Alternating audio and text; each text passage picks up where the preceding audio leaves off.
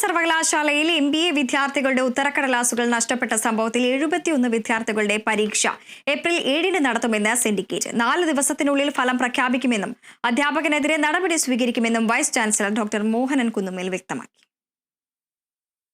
ഉത്തരക്കടലാസുകൾ നഷ്ടപ്പെട്ട 71 വിദ്യാർത്ഥികളുടെ പരീക്ഷ ഏപ്രിൽ 7-ന് നടത്തും. എന്നാൽ അന്ന് പരീക്ഷ എഴുതാൻ അസൗകര്യമുള്ളവർക്ക് 22-ന് വീണ്ടും പരീക്ഷ നടത്തുമെന്നും 4 ദിവസത്തിനുള്ളിൽ ഫലം പ്രഖ്യാപിക്കുമെന്നും കേരള സർവകലാശാല vice chancellor doctor Mohanan Kunnummal പറഞ്ഞു.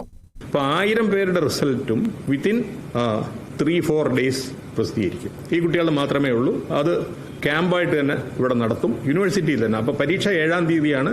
7-ാം തീയതി വൈകുന്നേരം ആൻസർ ഷീറ്റുകൾ യൂണിവേഴ്സിറ്റിയിൽ എത്തിക്കും. 7 കോളേജുകളിലായാണ് പരീക്ഷ നടത്തുന്നത്. പരീക്ഷ എഴുതാൻ കുട്ടികൾക്ക് അവരുടെ അടുത്ത കോളേജ് തിരഞ്ഞെടുക്കാമെന്നും മുൻ പരീക്ഷയുടെ ശരാശരി എടുത്ത് പരീക്ഷ ഒഴിവാക്കണമെന്ന കുട്ടികളുടെ ആവശ്യം അംഗീകരിക്കാനാവില്ലെന്നും അദ്ദേഹം പറഞ്ഞു. പരീക്ഷ നടത്താതെ മാർക്ക് നൽകുന്നത് തെറ്റായ രീതിയാകുമെന്നും കുട്ടികൾക്കത് ഭാവിയിൽ ഗുണം ചെയ്യില്ലെന്നും അദ്ദേഹം കൂട്ടിച്ചേർത്തു. വിഷയത്തിൽ ബന്ധപ്പെട്ട അധ്യാപകനെതിരെ നടപടി സ്വീകരിക്കുമെന്നും ഡോക്ടർ മോഹനൻ കുന്നുമ്മൽ വ്യക്തമാക്കി. അതിനിപ്പം കമ്മിറ്റി നമ്മൾ അദ്ദേഹത്തിനെ കേൾക്കണമല്ലോ. We should give him a hearing and അത് കഴിഞ്ഞതിന് ശേഷം നടപടി ഉണ്ടാവും. ഹിയറിംഗിൻ്റെത് ഇപ്പം ഈ committee will decide within a week. പരീക്ഷാ വിഭാഗത്തെ കൃത്യമായിട്ട് മോണിറ്റർ ചെയ്യാനും കൺട്രോൾ ചെയ്യാനും എവിടെയൊക്കെ വീഴ്ച പറ്റിയിട്ടുണ്ട്. ഞാൻ വീഴ്ച പറ്റിയെന്ന് ഞാൻ പറഞ്ഞല്ലോ. അപ്പോൾ അതിനുള്ള നടപടിക്രമങ്ങൾ ഉണ്ടാകും. അപ്പോൾ അങ്ങനെ ഇനഫിഷ്യൻ്റ് ആയിട്ടുള്ള ആളുകൾ അവിടെ ഉണ്ടെങ്കിൽ അവരെ അവിടെ നിന്ന് മാറ്റും.